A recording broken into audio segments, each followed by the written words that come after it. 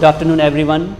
I am here at APICON Jaipur 2022 to deliver my talk on NAFLD, that is NAFLD, non-alcoholic fatty liver disease. And also I participated as a chairperson to a speaker to a session on hypertension. As we all know, NAFLD is spreading its wings slowly, and it has taken into grip almost 25% of the entire population.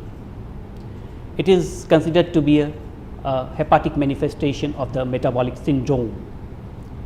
But you will be surprised to know that as a clinician, we are not able to recognize these symptoms early due to lack of proper screening method.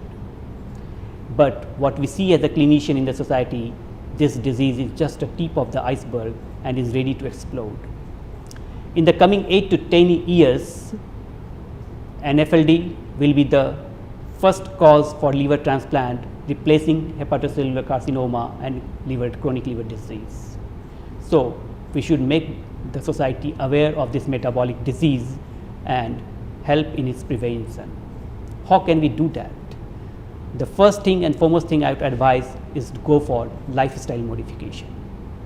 If you are able to do this, you will certainly cut down the chances of having NAFLD. Don't go on drugs immediately. NAFLD is a disease of a spectrum in which healthy liver is converted to fatty liver, and then it moves on to non-alcoholic steatohepatitis, and then fibrosis, and then carcinoma.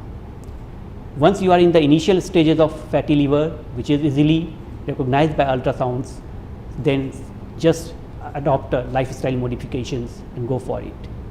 But once you have reached the stage of NAS, then you definitely need to be on drugs, which is mainly diagnosed by liver biopsy, which remains the gold standard of diagnosis.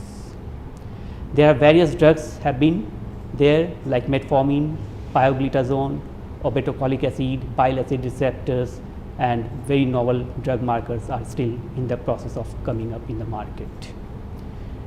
Don't take any of these drugs without consultation of your physician. You need to consult your doctor before taking up any drug. Thank you.